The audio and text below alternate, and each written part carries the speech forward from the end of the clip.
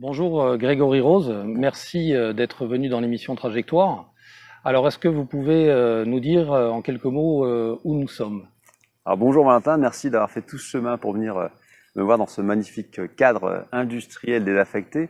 Alors c'est un endroit que j'aime beaucoup, il s'agit de la voie désaffectée entre Digne-les-Bains et Châteauroux-Saint-Auban, qui ne fonctionne plus depuis 91, ce qui veut dire que Digne, là l'endroit où j'habite, n'a plus de Oui, train depuis 91, c'est l'une des deux seules préfectures où le train ne passe plus. Ce qui pose des difficultés tout de même, ne serait-ce que pour attirer les gens, que ce soit les touristes ou les gens qui peuvent travailler venir en télétravail. Mais voilà, ça a pas mal de sens. Des fois, les gens viennent se promener ici. Ceux qui ont connu la voie ferrée, bon, bah, ça leur rappelle des bons souvenirs. Et les autres, ça leur rappelle aussi peut-être le fait que c'est un symbole de Digne, le fait d'avoir cette voie ferrée complètement désaffectée, d'un lieu un peu qu'on va venir chercher, un peu comme vous l'avez fait aujourd'hui, oui, qui n'est pas forcément à proximité de l'autoroute immédiate. Donc, il faut venir chercher cet endroit-là. Donc là, on le voit pas, mais il y a un cadre qui est quand même magnifique, entouré de montagnes. Mais voilà, c'est aussi un symbole de la ville qui ne se développe pas beaucoup, qui, d'un certain côté, est un peu une ville des années 90-2000. Il y a du mauvais dans ce que je viens de dire là, parce que du coup, on a envie d'avoir tout le confort moderne dans une ville, dans un endroit, un lieu qu'on habite. Et pour autant, ça a un certain côté protecteur, le fait d'être oui. un peu à l'écart du monde. Voilà, il y a du pour du bon et du moins bon, mais voilà, mais j'aime bien ce type d'endroit un peu désaffecté. Ouais. Un endroit montagneux donc, Ah oui, montagneux, et, bon, on est dans les ouais, préalpes ici, hein, ouais. Alors, ouais, ouais, et isolé un petit peu, mais bon, sans être non mais pas plus, trop. oui, voilà, Voilà. totalement isolé. On Ouais. a cet isolement, ce recul nécessaire et suffisant. Enfin, Ouais, c'est ce que je recherchais, mais pas non plus perdu à 1 heure d'une ville, par exemple, hein, ou d'un d'accord. axe routier. Et qu'est-ce qui vous a amené ici? Pourquoi vous vous êtes retrouvé là? Vous vouliez un petit peu vous éloigner des grandes villes? Ah, mais fuir, Fuir? fuir la grande ville, ouais, ouais. Fuir D'accord. Paris, fuir, bah, très clairement, je suis arrivé ici, mais ça, j'ai déjà dit dans un de mes directs. J'ai décidé de partir, pas forcément à Digne, hein, parce que je Oui, connaissais pas forcément bien la. J'étais déjà allé en vacances peut-être 3 semaines, 20 ans avant que je n'arrive m'installer à Digne. C'est quelques jours après les attentats de Charlie Hebdo, oui. où très clairement la crèche de mes enfants était ciblée par les attentats. Ah oui, Et d'accord. j'étais à la Défense, où il y a eu plusieurs attentats déjoués, notamment au centre commercial des Quatre Temps, le commissariat de police à l'époque, etc., des crèches. Donc je me suis dit, enfin ça fait un petit moment que je savais que ça craignait. Et là j'ai Oui, dit, bon, c'est terminé. Donc j'ai eu le malheur de suivre en direct les attentats de novembre, quelques mois plus tard, en disant, mais qu'est-ce qu'on a bien fait de partir de Paris. Et j'avais ce besoin aussi de retrouver, enfin de se réenraciner, en quelque sorte. Parce que Paris, pour le coup, on a accès à plein de choses, la culture, les loisirs, les transports, les voyages, tout un tas de choses. Et pour autant, il y a tellement de monde que finalement, on peut se sentir vite seul. C'est assez paradoxal. Il y a énormément de monde oui, il y pour a faire une des courses. solitude des grandes villes, bien sûr. C'est Ouais, ça. ouais, ouais, Alors ouais. qu'ici, une fois qu'on a commencé à faire son trou, à parler pas mal aux gens, on invite à un lien social qui se recrée. Et puis voilà, c'est le contact avec la terre, quoi, la nature, le réenracinement en quelque sorte. D'accord. Alors là, vous avez présenté les lieux, votre histoire quand vous êtes passé de Paris à Digne. Alors maintenant, on va parler de l'homme. Est-ce que vous pouvez vous présenter en quelques mots? C'est toujours un exercice difficile. Je vais essayer de le faire. Je dirais que bah, je commence à me présenter en tant que bon, auteur, Oui, écrivain. Je trouve ça un peu, c'est un peu comme le mot artiste. Je trouve qu'on devient écrivain ou artiste quand les autres le disent de vous. Donc pour l'instant, c'est un peu compliqué, mais c'est ce qui me définit le mieux dans ce que je fais. C'est-à-dire que j'écris des chroniques, dans Valeurs Actuelles notamment, chaque semaine. oui, J'ai écrit quelques essais et aussi, surtout, on va en parler. Oui. c'est ce qui m'intéresse le plus, et c'est l'exercice dans lequel je me sens le mieux, c'est l'exercice littéraire. Voilà, que ce soit des nouvelles, des micro-nouvelles ou même des romans que j'essaye d'écrire. Donc voilà, peut-être apprenti écrivain, ça serait Apprenti le écrivain, terme d'accord. qui C'est conviendrait le mieux. modeste. C'est Voilà. Bah, il faut l'être quand on écrit, on a tout le temps des choses à apprendre. Ouais. oui. Et le retour des gens est très important. Hein.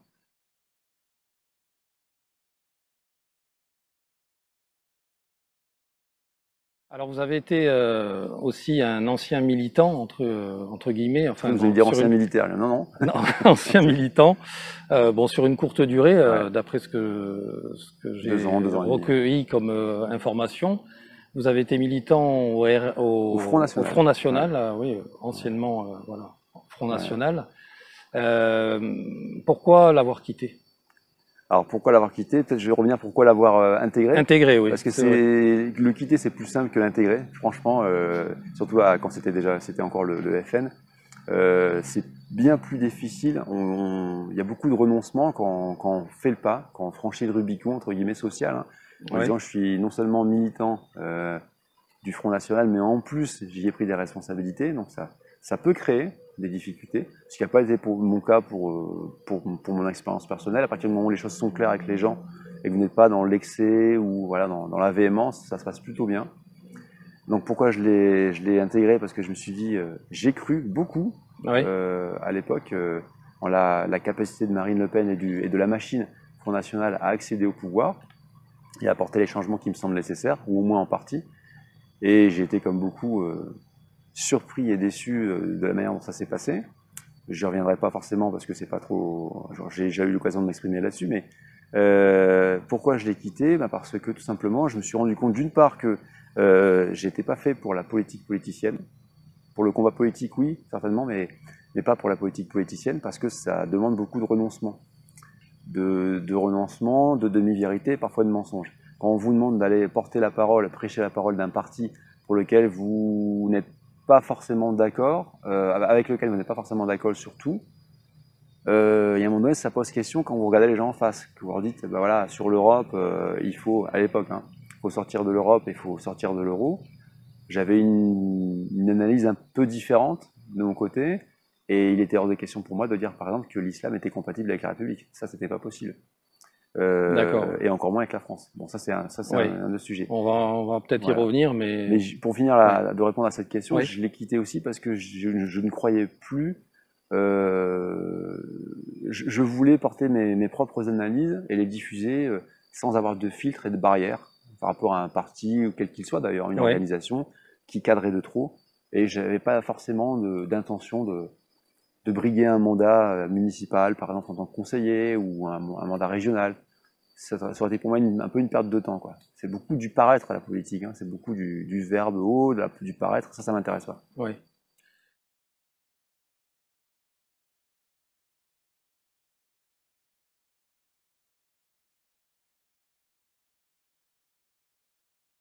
C'est ça qui est intéressant lorsqu'on écrit quelque chose, et ça je le découvre, parce que je n'écris pas depuis très longtemps, c'est que chacun a sa propre interprétation de l'histoire, à partir du moment où celui qui écrit laisse des portes ouvertes. Et ça c'est vraiment très très intéressant. Dans ce que vous venez de dire, par exemple, ça permet de voir une autre manière ce que j'ai pu écrire. Et la manière dont je l'ai écrit, il y a un peu de ça, effectivement. Il y a vous l'avez vu, hein, une petite phrase, il y a une petite référence à soit un événement historique, soit à un événement de société, effectivement. Donc c'est pas vraiment une allégorie de la France qui se délite, mais par contre ça fait partie du problème. C'est-à-dire ce que je décris là fait partie d'un problème plus général, et en ce sens on peut le voir comme ça. C'est-à-dire que la personne là que je décris a un château depuis 7 ou 8 siècles dans sa famille, et pour plein de raisons, puisqu'on rentre dans une société de consommation où les services se monnaient finalement, où la chaleur humaine se monnaie aussi, tout un tas de sujets qui sont abordés dans ce bouquin-là, où il y a vraiment, on pourrait dire que ce Cédric Marmier, c'est un peu le français déchu qui se voit dépossédé de son histoire, de son patrimoine, de tout ce qu'il a pu avoir et de tout ce qu'on a pu lui transmettre. Et il se retrouve en face à face avec un personnage qui est son double, mais en opposé. Hein, cet agent immobilier, c'est vraiment son opposé. Son opposé, oui. Qui, lui, pour le coup, représente une autre France. Oui, une oui, France oui. plus matérialiste, plus sur l'appât du gain, sur la standardisation, les vêtements standardisés, voilà. Alors effectivement, c'est pas du tout politique, mais alors je sais pas si c'est le fait que vous étiez militant, donc je vous ai découvert, puis après j'ai lu la nouvelle et puis je l'ai calqué, on va dire, sur la nouvelle, mais je pense que c'est pas forcément apparent tout de suite. Je veux dire, voilà, on peut très bien lire la nouvelle sans forcément penser à ce fond-là, mais je voulais vous poser la question. Vous dites ce Cédric Verdier représente un peu cette France, voilà, qui désire un petit peu transmettre son patrimoine et voilà, garder ses valeurs face à cet agent immobilier qui lui voilà, fait en sorte de se débarrasser de cet héritage, Et de se on faire un va peu de dire. pognon au passage. Voilà. Ouais. Mais le problème dans cette nouvelle, enfin, je ne sais pas si c'est ce que vous vouliez dire au départ, mais là vous vous êtes expliqué, c'est que le problème il vient de Cédric Verdier aussi, parce qu'il n'est pas aussi capable de tenir ses engagements. Il y a un peu de défaitisme, un peu je m'en foutisme aussi, et ne pas se donner les moyens. Ne pas se donner Oui, les moyens, et puis quand on voit la fin de la nouvelle, bon, chacun a son interprétation propre, hein, mais on voit bien aussi qu'il y a une petite leçon derrière, enfin une leçon, une morale en tout cas, au oui, niveau de la chute. On oui, peut, on peut voir pas mal de choses, mais c'est vrai que la façon dont il est décrit, c'est aussi le personnage qui va pas. Il dit qu'il s'est donné tous les moyens de le faire, mais en fait non, il y avait d'autres possibilités. Sauf que, à un moment donné, enfin, il dit quand même qu'il a tout essayé, mais c'est vrai qu'à un moment donné, on peut se dire, est-ce qu'il n'a pas essayé ça et ça et ça pour pouvoir sortir? Parce que d'autres le font, d'autres l'ont fait aussi, d'autres ont réussi à faire ça. Donc peut-être que par l'effort ou par d'autres facteurs, il aurait pu réussir à sauver son château. C'est possible, hein, oui, mais voilà, il n'a pas réussi, c'est aussi un peu de sa faute. d'accord. Et c'est un peu ce Ouais. que je veux dire en toile de fond, c'est que l'avenir, le destin, il faut le construire, quoi. Il n'y a pas arrivé comme ça tout seul.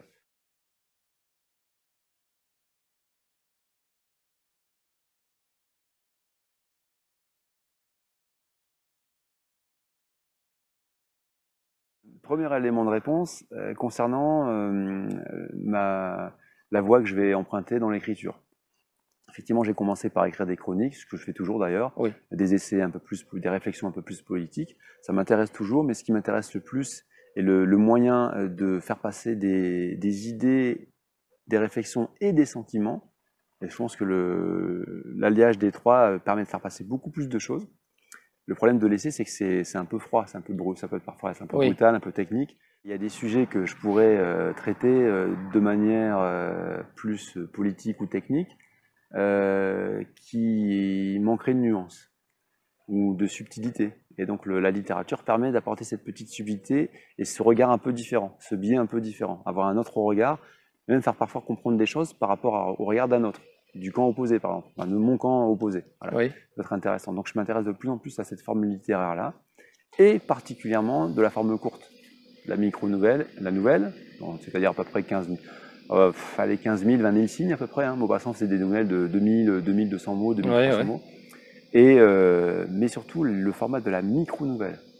Alors, qu'est-ce que c'est que la micro-nouvelle? C'est comme ça que moi je le définis, et je vais sortir un petit livre qui définit ce que moi j'entends par la micro-nouvelle, qui est une forme littéraire très peu connue, très peu développée. Mhm. Et c'est un exercice difficile finalement. C'est en moins de 1000 signes, on va dire, entre 600 et 1000 signes. La difficulté de la micro-nouvelle, c'est de pouvoir raconter une histoire en très très peu de mots, avec le début d'une histoire qui nous emmène quelque part, un retournement de situation et une fin Et une surprenante. chute, ouais. Voilà, une chute surprenante. Et ça, c'est assez difficile Oui, parce que ça veut dire que chaque mot va compter, oui, oui, et c'est un peu cisailler un petit diamant, quoi. Et c'est un peu un Zakowski littéraire, enfin, l'aphorisme est à laisser, ce que la micro-nouvelle, peut-être, c'est un peu un haïku, mais c'est la prose quand même, donc oui, c'est oui, encore oui, tout différent. à fait, oui. Et donc j'en ai écrit effectivement quelques-unes, ça m'intéresse beaucoup, ça a pas mal plu à mon entourage, à ceux qui ont pu Oui, lire oui, oui, ça. Et j'ai eu l'idée d'en faire c'est pas tout à fait un festival, c'est un grand prix, mais ça s'apparente à ça. oui.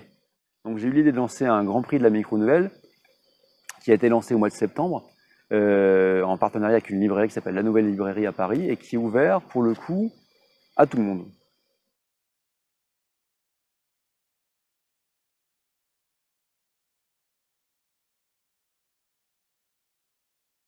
C'est le moyen, au contraire, d'apporter un éclairage un peu nouveau sur ce qu'est cette librairie et sur Ouais. les idées qu'elle peut diffuser.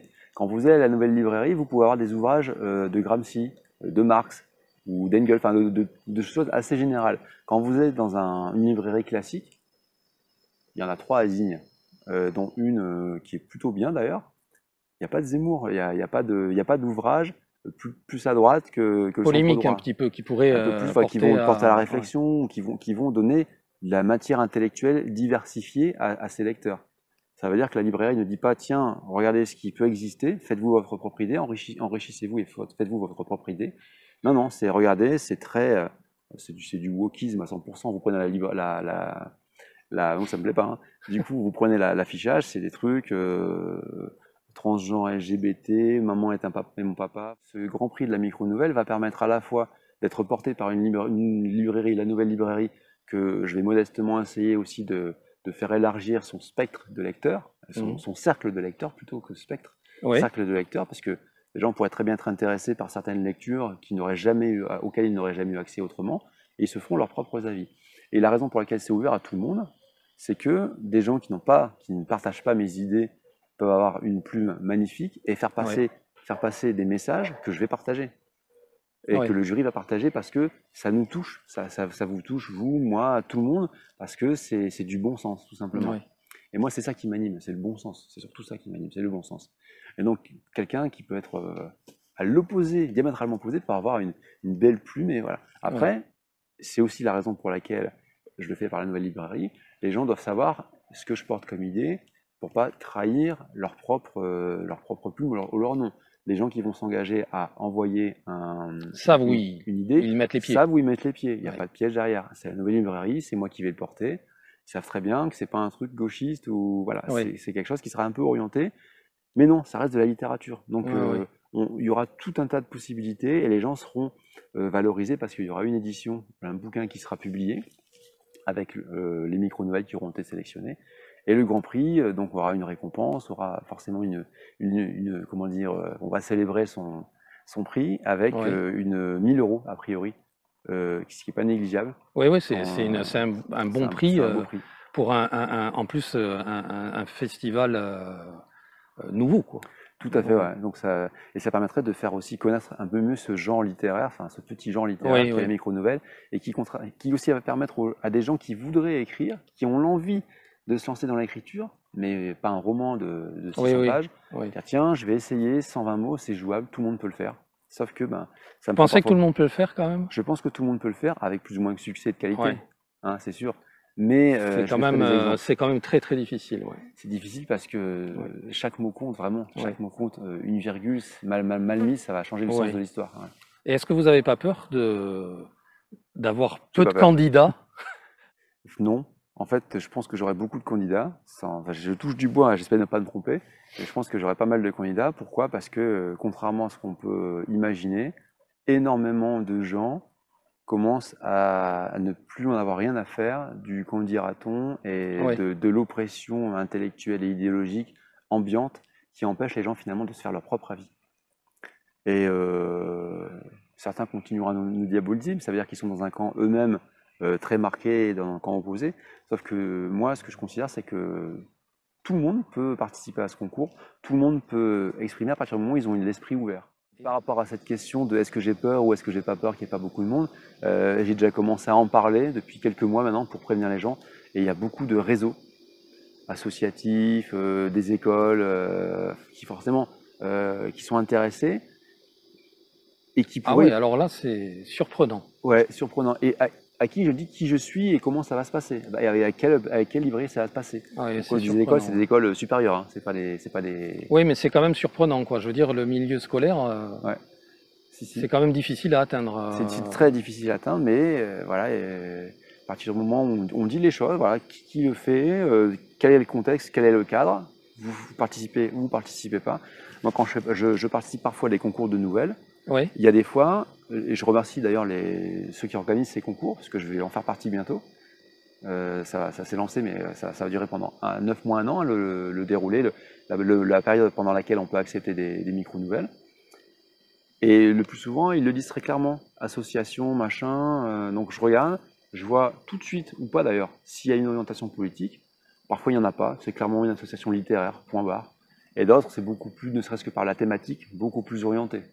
Et donc là, bah, je participe pas, ça m'intéresse pas. d'accord. Ouais. Ouais, Voilà. ouais.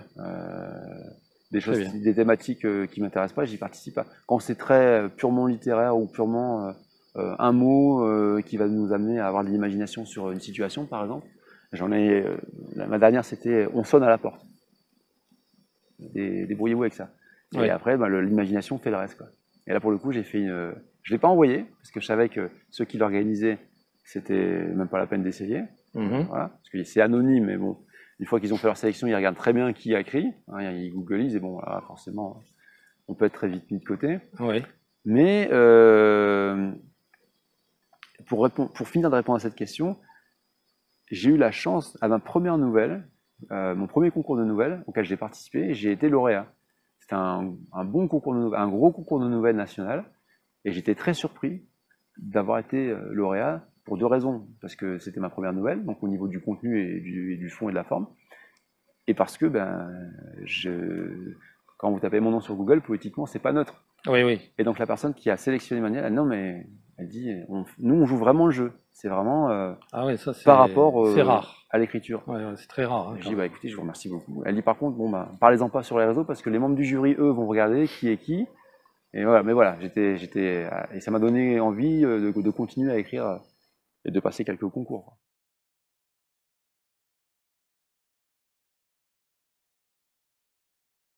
Alors vous avez écrit évidemment pas que des nouvelles, vous avez écrit aussi des essais.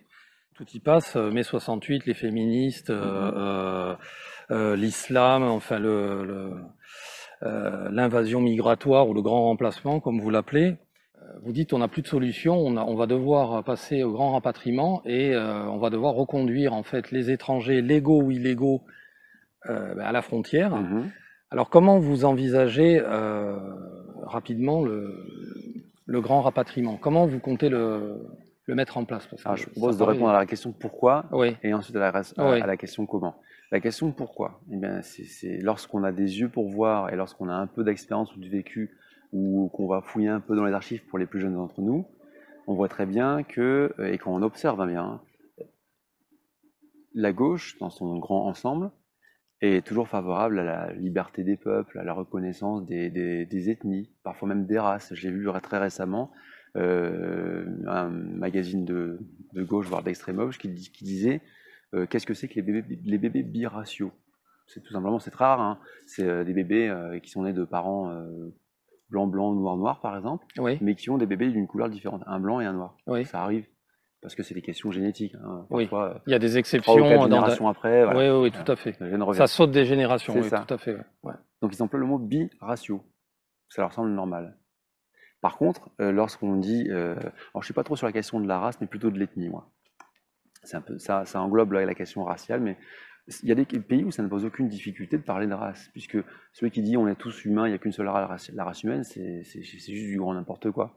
Aux États-Unis, tout le monde se définit en tant que race noire, hispanique, blanc. Oui. Voilà, dans les formulaires administratifs, c'est comme ça que ça se passe. Et bon, les gens trouvent ça normal. C'est une autre histoire aussi, quand même. C'est tout à fait une autre histoire. Mais en Angleterre, par exemple, en Angleterre, ils le font aussi. Et ce sont les anglo-saxons. Voilà. Oui. Et c'est vrai que le modèle français est différent, c'est qu'on considère que par rapport à la Révolution... Il y a un universalisme qui est né. Qui avait du bon, peut-être au départ dans l'idée, mais comme toutes les belles idées, et comme le communisme, on voit bien ce que ça a pu donner. On pourra revenir sur la Révolution française.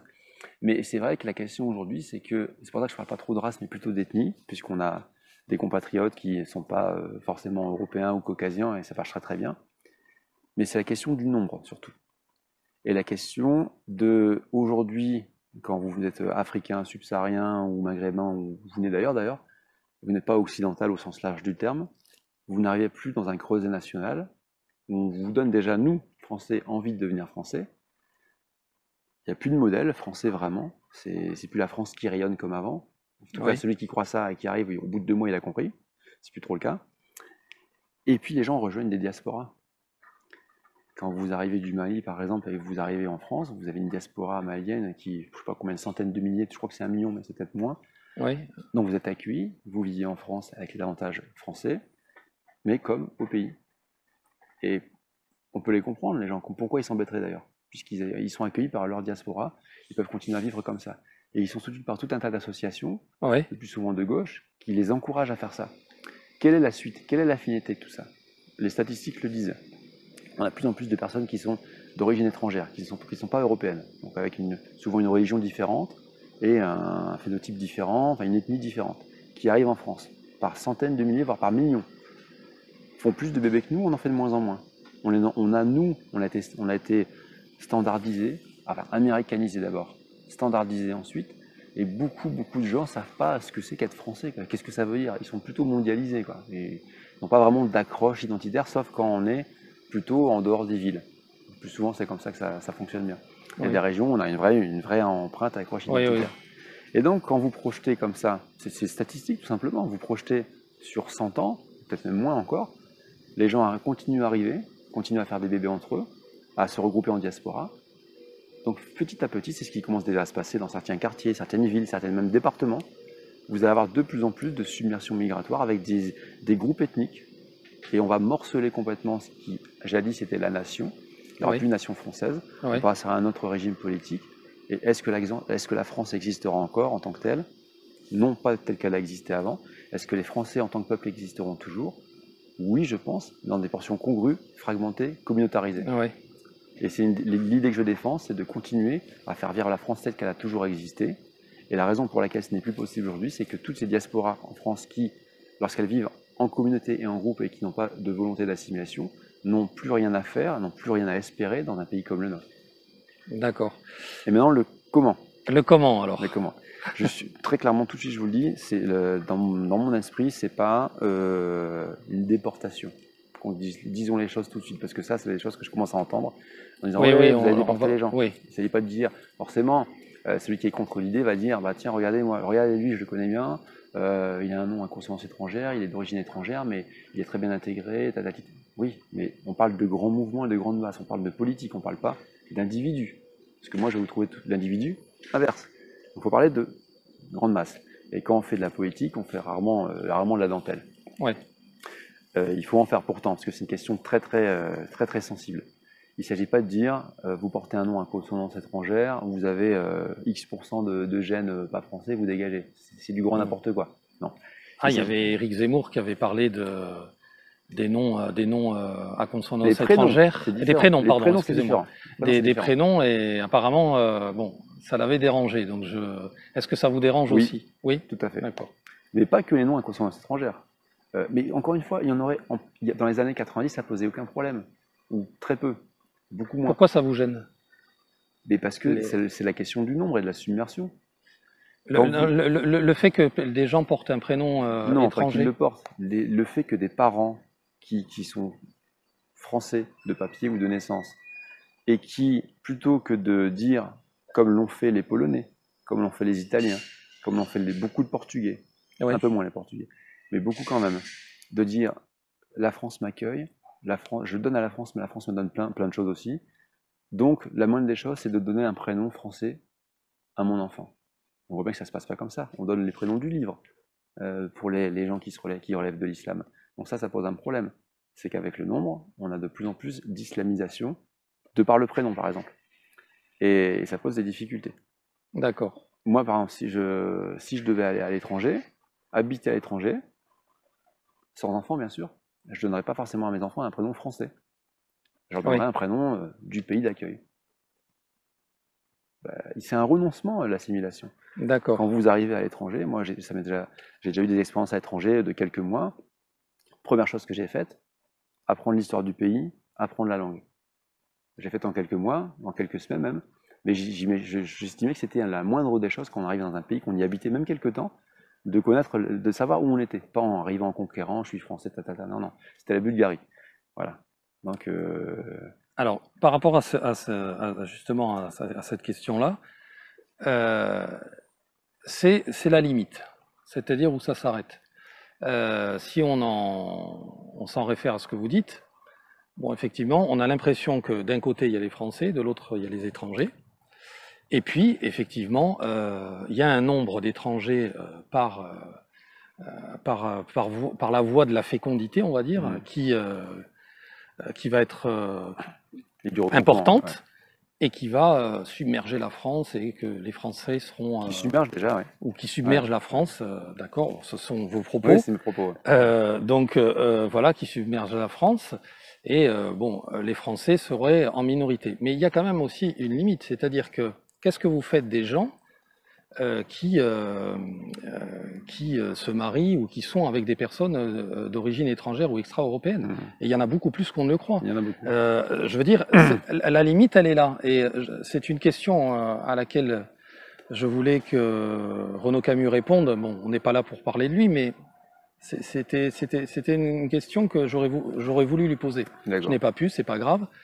Mais voilà, quelle est la limite? Parce que vous avez un tas de gens, voilà, ils vont faire des enfants bon, ben, ils deviendront français. Souvent, Mhm. quand un des deux parents est français, l'enfant suit derrière, s'il est né en France.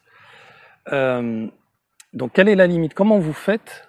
Vous dites à ces gens-là, bon ben, chérie, désolé, tu vas partir parce que tu es étranger, Mhm. et on restera, Mhm. je resterai avec l'enfant ou inversement. Comment ça se passe? Alors justement, c'est super important cette question parce que tous les drames qui pourraient être créés vont être forcément dans la caisse de résonance des médias et ça n'a aucune chance de fonctionner. C'est pour moi ce que j'appelle le grand rapatriement, c'est d'abord des choix individuels par rapport à un changement de paradigme de l'État. Aujourd'hui, les gens d'Afrique subsaharienne ou du Maghreb, par exemple, qui viennent en France, c'est parce qu'ils y ont un intérêt. Parce que la plupart du temps, ils y sont bien accueillis et qu'il y a un confort qui est donné. Parfois pour rien. On voit bien toutes les... Je parle général, on peut toujours trouver un exemple contraire ou particulier, mais Oui, oui, oui. globalement, il y a un accueil social qui est meilleur, des aides sociales, des aides matérielles, etc. À partir du moment où on dit à partir d'aujourd'hui, c'est terminé, il n'y a plus d'aide sociale, il n'y a plus de CMU, il n'y a plus d'associations qui sont gavées aux subventions pour pouvoir accélérer l'immigration. Voilà. Comme dans 90% des pays du monde. Ça peut nous choquer en tant que Français d'entendre ça, parce qu'on se dit, attendez, vous vous rendez compte, hein, mais c'est cet universalisme qui allait un peu trop loin, même beaucoup trop loin. Donc quand vous allez en Hongrie, par exemple, c'est peut-être pas le meilleur exemple la Hongrie, parce que ça commence à être un peu connu. En Lituanie, au Panama, dans n'importe quel coin du globe, vous ne démontrez pas de blanche pour habiter le pays, même pas pour devenir panaméen, Oui. par exemple, ou Honduras. Vous en parlez Honduras. d'ailleurs dans Pensée J'en interdite. parle effectivement. Oui. Là, vous l'avez bien Ouais. retenu. Et il faut montrer qu'on a X milliers d'euros sur son compte. Vaccin un jour, qu'on vient pour travailler, donc on a un travail, qu'on est de bonne, qu'on a un casier judiciaire vierge. Il y a tout un tas de procédures vraiment normales qui peuvent paraître contraignantes pour nous Français quand on voit comment c'est simple de rentrer en France.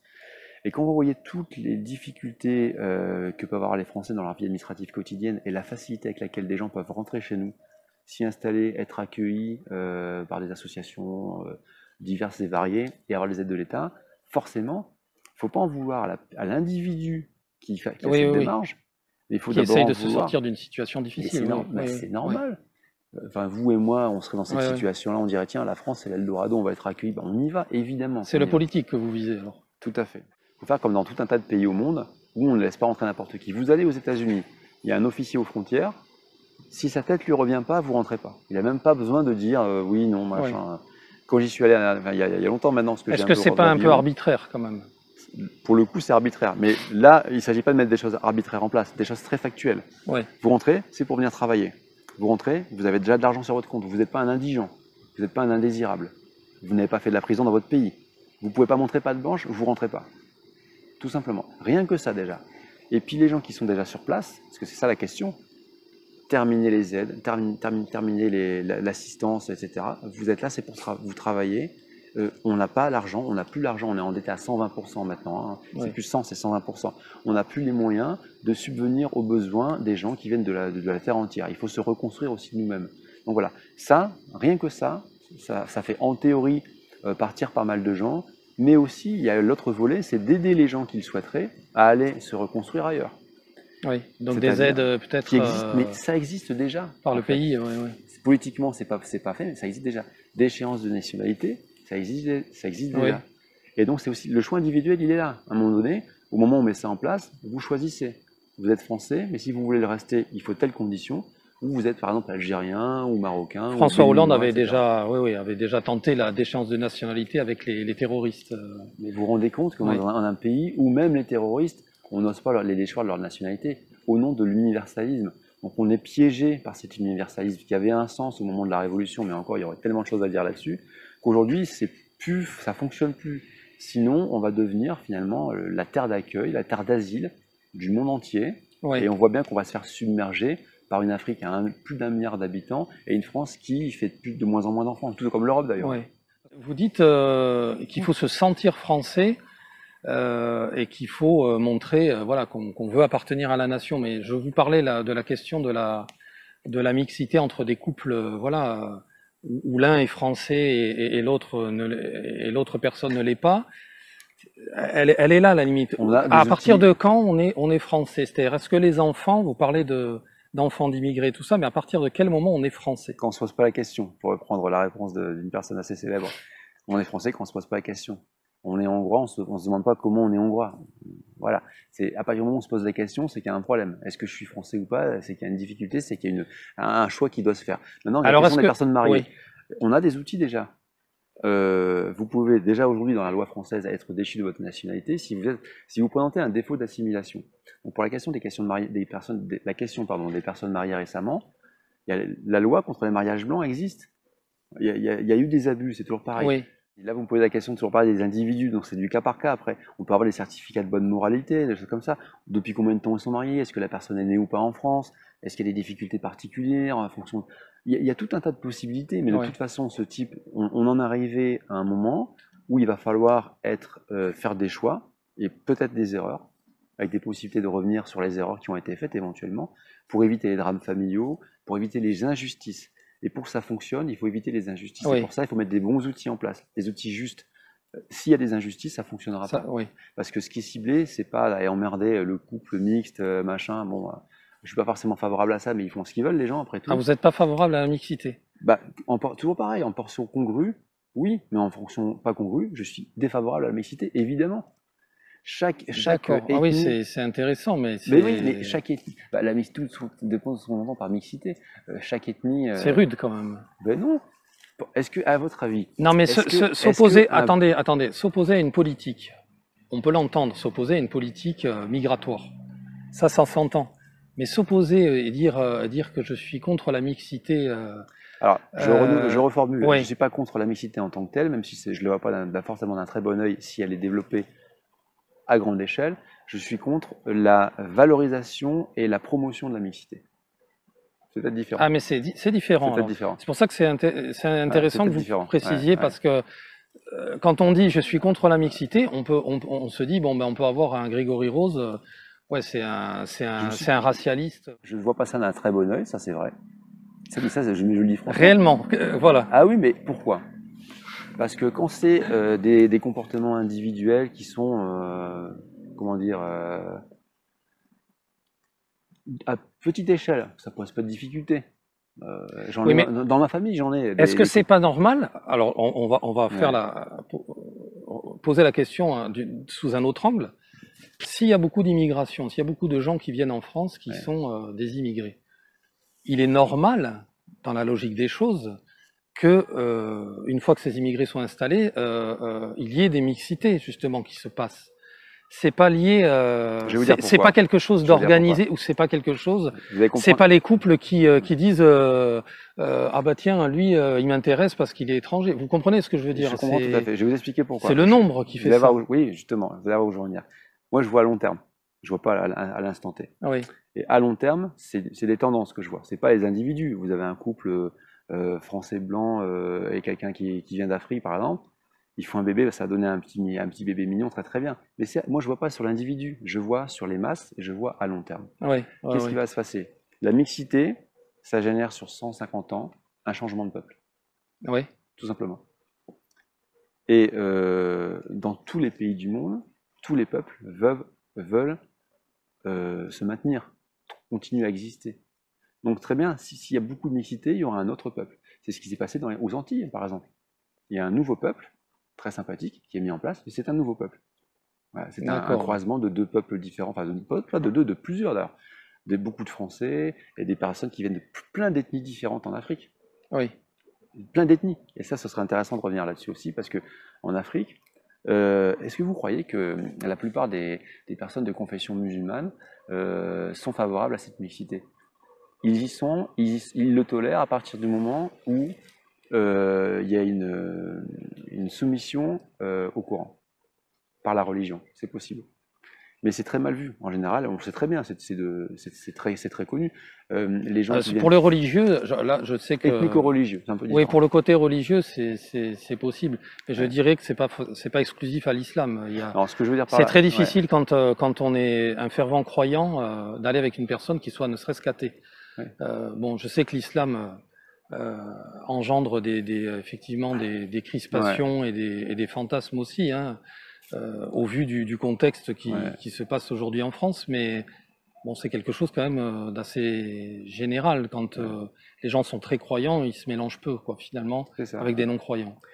Donc pour reprendre la réponse Ouais, à la question de tout à l'heure, deux individus qui vont se marier, qui vont faire des enfants, ça me regarde pas, ça m'intéresse pas. À la limite, très bien, ils le font, ça m'indiffère presque. Mais moi, je vois sur les masses et sur le long terme. Si ce type de comportement, et comme vous l'avez dit, c'est normal, deux masses qui se croisent, forcément, ça fait des frottements et ça fait des mélanges, évidemment. oui, Mais c'est là que je vois. Si c'était amené à se développer, ça ferait un autre peuple. Un peuple dissous, deux peuples dissous d'ailleurs. Et ça créerait un autre peuple.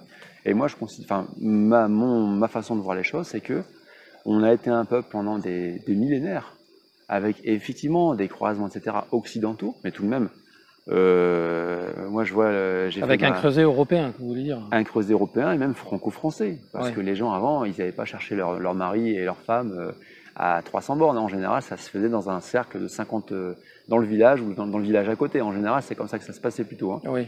Après, on va dire, après le 19e siècle, ça a commencé à un peu Ça bouger s'est mélangé quand même. avec le transport. Il y a eu Voilà, les pays du Nord, c'est ça. il y a eu les pays de l'Est, il y a eu, Ouais, bon, enfin, et puis avec la Hanse aussi, là d'où je viens, il y avait aussi des mélanges italien, espagnol, mais tout ça à fait. restait Ouais. quand même limité. Moi, j'ai fait mon arbre généalogique, je suis à 90% d'un secteur géographique très limité, sur des milliers d'années. Donc, Oui, ça veut dire quelque chose. Voilà. oui, oui, oui, tout à fait, oui. Et ce que je veux dire par là, c'est que vous mélangez deux peuples ou plusieurs peuples, il y aura forcément des mélanges, et après, ça donnera un autre peuple. C'est pour ça que la question de la mixité, je la vois pas d'un bon oeil sur le long terme et sur la question de la masse.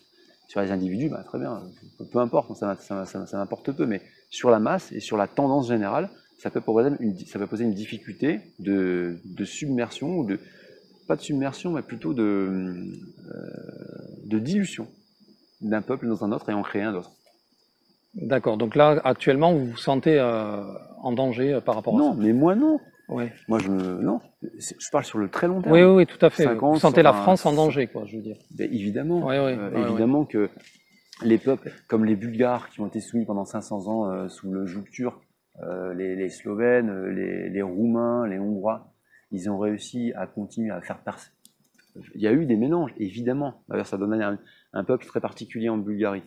Mais il y a eu les Bulgares qui ont continué à se marier entre Bulgares parce que c'était leur peuple, c'était leur racine, c'était leur identité, c'était leur ethnie. Et toute l'espèce humaine vit comme ça, quoi. C'est grégaire, forcément. Donc, ça, cet instinct de survie à grande échelle. Et c'est dans cet esprit-là que je dis que la mixité à long terme et sur des grandes masses peut poser des difficultés parce que ça peut provoquer, si c'est généralisé, la dilution de plusieurs peuples, dont le nôtre.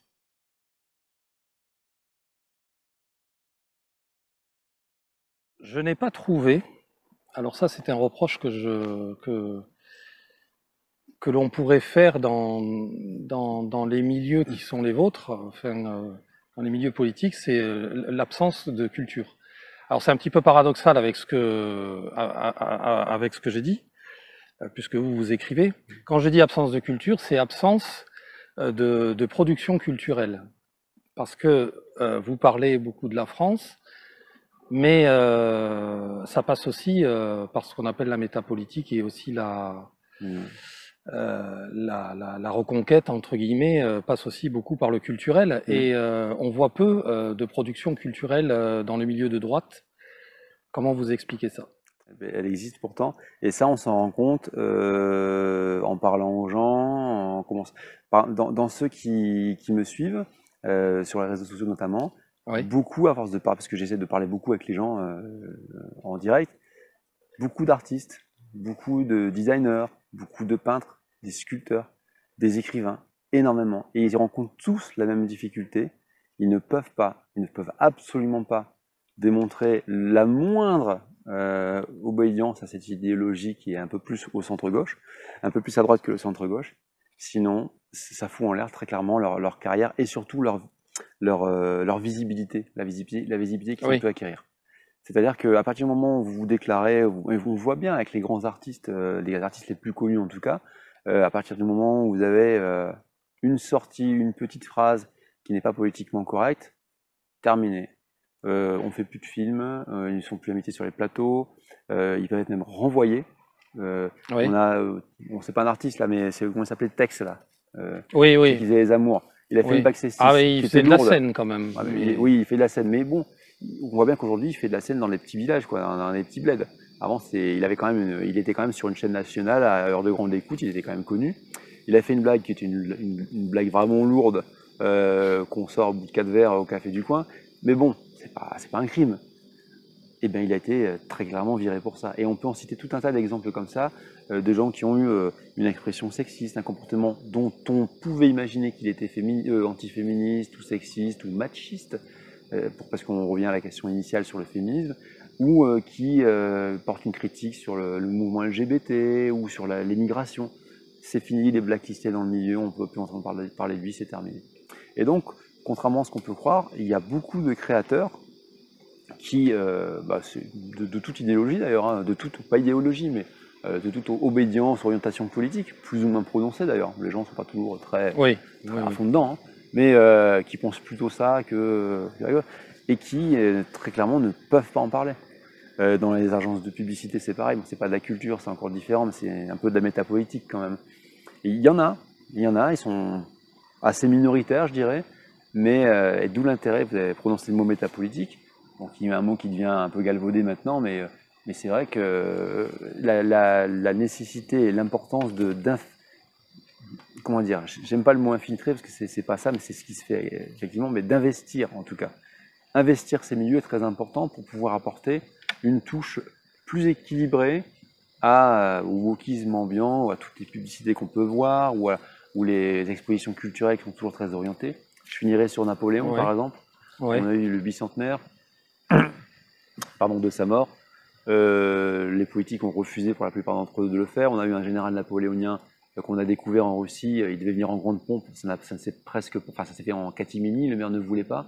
On sent bien qu'il y a une espèce de chape de plomb qui empêche les gens de s'exprimer simplement. En fait, Napoléon, c'est un personnage historique, qu'on soit d'accord ou pas, oui, faut effectivement célébrer sa mémoire et dire qu'il y a eu des bons côtés, il y a eu des mauvais côtés. Trouver l'équilibre, plutôt que d'être dans la négation la plus totale en disant, entendez, c'était une ordure, c'est fou, quoi. Le oui. monde entier célèbre Napoléon, par tous ses côtés, mais en France, ça devient interdit. Donc Ça d'accord, devient... c'est plutôt à cause de cette pression sociale Ouais. que la C'est ce que je pense, ouais. création entre guillemets de droite ne peut pas émerger. Et Ouais, ouais, tous les réseaux, effectivement, sont bloqués, sont tenus oui, par des gens qui ont une idéologie différente et qui, par conséquent, vont plutôt aller développer des formes d'art, des formes de littérature particulières qui vont valoriser, bonnes ou moins bonnes d'ailleurs, hein, ou souvent moins bonnes, ouais. qui vont aller valoriser tel ou tel type d'auteur parce qu'elle a osé parler d'un sujet tabou qui est celui de la pilosité féminine, par exemple. Ah C'est oui, merveilleux.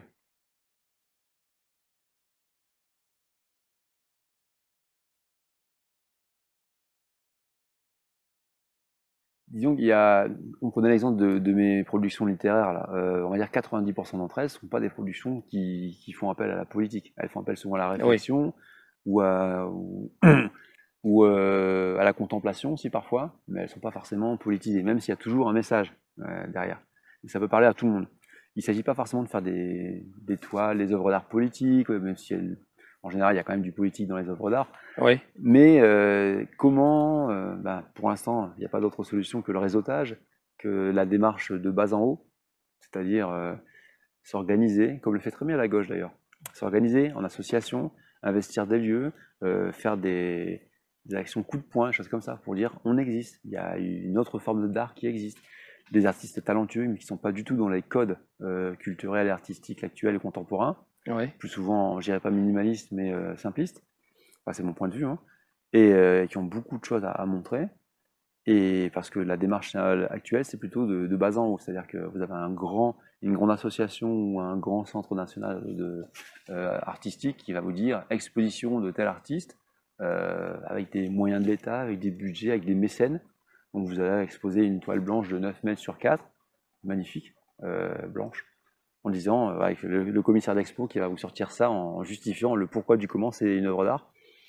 Bon, ça, à un moment donné, si on avait les mêmes budgets pour faire sortir, pour faire émerger d'autres artistes, de gauche comme de droite d'ailleurs, hein, c'est pas forcément toujours la question parce que À partir du moment où on est transcendé, on s'en fout un peu de Oui, savoir oui, oui. quelle est l'idéologie portée par le... L'art passe devant Voilà. ouais. Enfin, Et le reste s'efface. voilà, c'est ça. Le beau reste du beau. Oui. Je veux pas dire, tiens, tu penses quoi, toi? C'est beau, c'est pas beau? Non.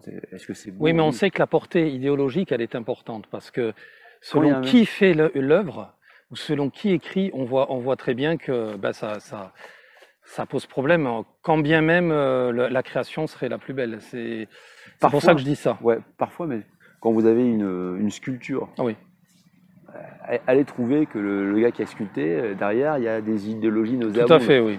Non, ou des idéologies hyper gauchistes, Si c'est pas pas toujours. explicite, Voilà. effectivement, oui.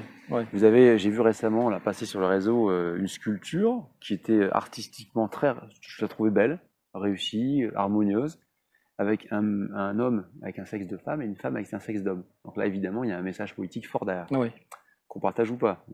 Pour ma part, vous imaginez très bien ce que j'en pense. Mais par contre, et puis, ça pose pas des questions.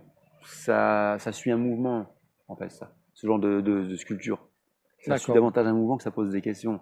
C'est Oui, plus oui, du oui. mimétisme idéologique qu'une vraie question choc, quoi. Oui, Quand le radeau de la Méduse, par exemple, vous voyez, il est beau. Et derrière, quand vous creusez, il y a tout un tas d'idées politiques derrière, oui, c'est sur vrai, la fin de oui. l'esclavage, sur l'incompétence des élites, enfin, tout un tas de choses derrière.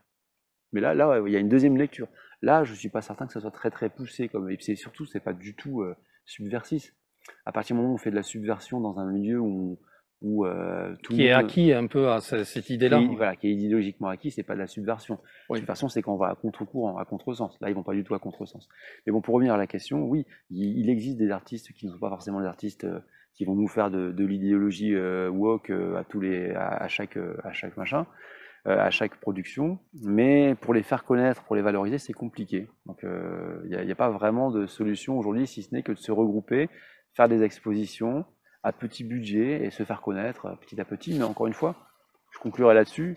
L'art, ça va un peu transcender les orientations politiques. C'est-à-dire que ce qu'il faut, c'est ne pas être submergé par des œuvres d'art un peu prêtes à penser ou des œuvres d'art dont on cherche le côté artistique ou qui va nous subjuguer. Quand on voit l'Arc de Triomphe qui est emballé, par exemple, Par Christo. Christo, en hommage à Christo, bon, Oui, oui. ça peut poser question, mais on s'est dit combien ça coûte? Est-ce que c'est beau? Est-ce que les gens trouvent ça beau? Est-ce que ça fait passer un message ou une émotion? Il y aurait beaucoup de choses à dire là-dessus. Oui. Alors là, je dirais que c'était, bon, à titre personnel, je me suis intéressé un peu à Christo. Ça peut paraître paradoxal, les gens peut-être ne comprennent pas forcément le sens de ce qu'il fait, mais quand il emballe, en fait, je le dis pour ceux que ça intéresserait, mais quand il emballe les lieux, les monuments, les choses comme ça, c'est justement pour montrer la permanence et le côté précieux de ces choses-là. D'accord. Esthétiquement, je comprends, voilà, c'est de l'emballage, on peut se poser la question. Eh ben, Mais par contre, intellectuellement, ouais. c'était un peu le message de Christo. Vous Donc, voyez, c'est faire disparaître mais les choses qui ont de l'importance pour rappeler qu'elles sont importantes. c'est tout à fait ça qui est intéressant dans la démarche artistique, c'est qu'on parle de démarche artistique. Oui. Euh, Il n'y a pas une finalité esthétique, peut-être. Voilà, avant le XXe siècle, avant oui. même la fin du XIXe, on ne se posait pas la question de la démarche artistique, on se posait la question du rendu, de la technique, de la finalité, de Le fond, l'école, la forme, de l'école, de la composition et de l'esthétique, oui. tout simplement. Et aujourd'hui, on parle de démarche artistique, comme si en fait l'œuvre d'art résultait d'une volonté juste d'une démarche.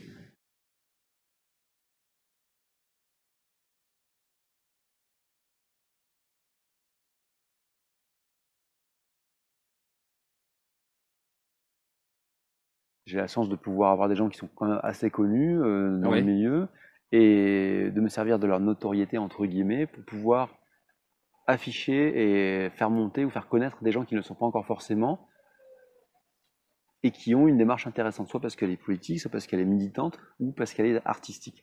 Et je cherche justement à valoriser de plus en plus effectivement des personnes qui ont une qualité graphique, esthétique, des sculpteurs, qui ont une démarche qui va m'intéresser et que je voudrais faire connaître. Très bien. Et est-ce que vous comptez faire pareil sur d'autres réseaux sociaux ou vous vous en tiendrez pour l'instant à Alors, Twitter? je vais pas me spécialiser là-dedans, c'est pas mon objectif, Oui, mais oui, je tout suis à très fait. Ouais. attiré par la création, donc de manière générale. J'ai déjà commencé à faire et je le ferai de plus en plus, à mettre en fond ce que j'ai changé au mois de septembre, ma façon de mon studio, ma façon de présenter les émissions.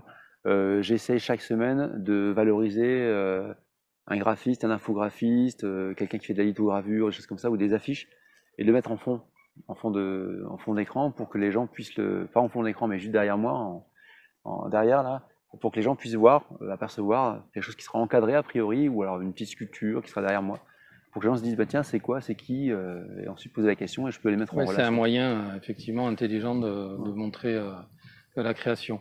Bon, on va bientôt conclure. Alors, vous m'avez expliqué que vous aviez en perspective comment dire, des micro-nouvelles et que vous aviez, que vous vouliez les mettre en valeur et faire ce festival.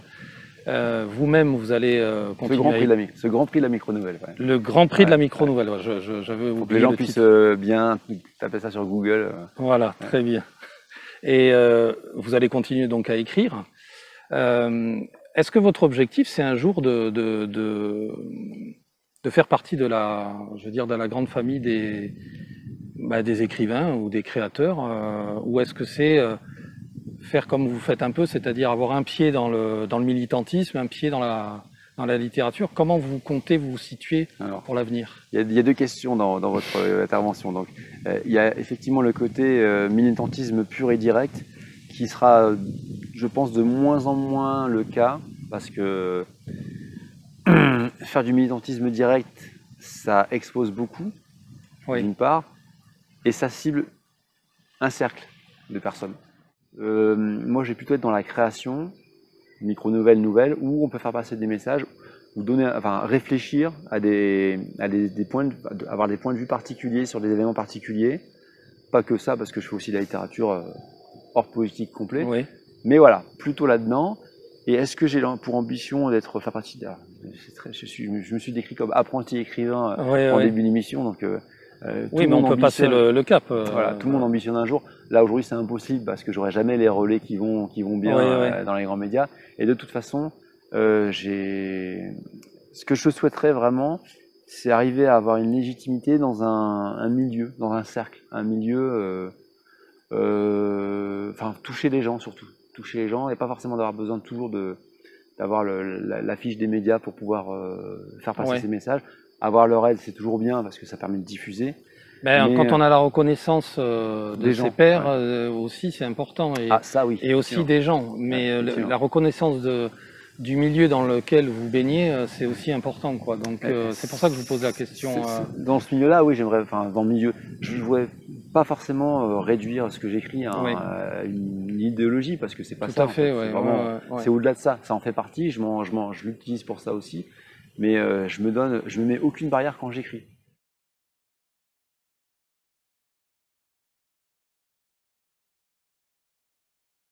Est-ce que vous seriez capable d'abandonner une partie de votre combat si vous étiez sûr d'avoir la reconnaissance Absolument médiatique pas. avec la reconnaissance littéraire? Non. Est-ce que vous abandonneriez cet Ah ouais, non, aspect pas du tout. militant? Ah non, ça, c'est imbriqué, les deux sont imbriqués. Ouais. Les deux sont imbriqués. À moins que je change d'avis, pour une je ne sais quelle raison, plus tard, ce qui m'étonnerait, mais on ne sait pas. Oui, Hein. Mais non, non, ma démarche littéraire fait partie, c'est une partie de soi. Quand on crée, c'est ça, c'est ce qu'on a là, qu'on essaie de retranscrire, soit en dessinant, soit en sculptant. Moi, pour moi, c'est j'écris. Donc ça ne dépendra ça- que de ma façon d'évoluer dans la vie. On peut changer d'avis au cours d'un parcours. Hein. On peut très bien s'agir, prendre plus de recul, changer d'idée. Pour ma part, ça fait 20-30 ans que je pense ça et je suis de plus en plus déterminé par rapport aux dangers qui nous guettent. Donc il n'y a aucune raison que je change et en tout cas que je renonce à ça pour avoir deux caméras en face de moi, c'est mort. C'est pas ça, c'est possible. pas possible. Ah ben non. D'accord.